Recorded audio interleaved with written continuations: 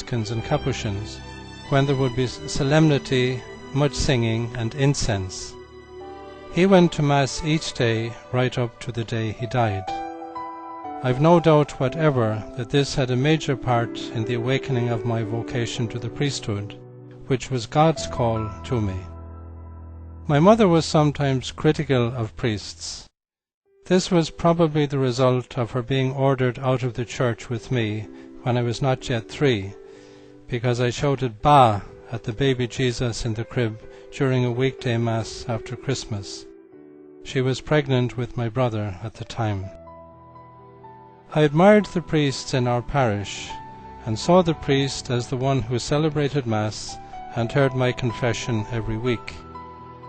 After 42 years as a priest, I still see the Mass and the sacraments as being at the heart of the life of the priest.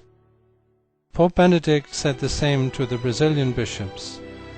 The role of the priest is essential and irreplaceable for the proclamation of the Word and for the celebration of the sacraments, especially of the Eucharist, the memorial of the supreme sacrifice of Christ, who gives his body and his blood. Having regular prayer at home, such as grace before and after meals, teaching young children their prayers and praying with them, telling them stories from the Gospels, praying each day that their children will discover whatever God's call is and that they will joyfully follow it, are all things that parents can do. Parents cannot give their son or daughter their vocation. Only God can.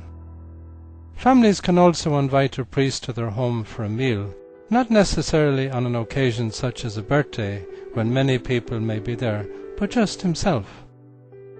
We need to pray each day that the men whom God is calling to be priests will be generous enough to answer his call, and to pray for our priests, especially those whom we know, and the priests in our parish, that they will be faithful.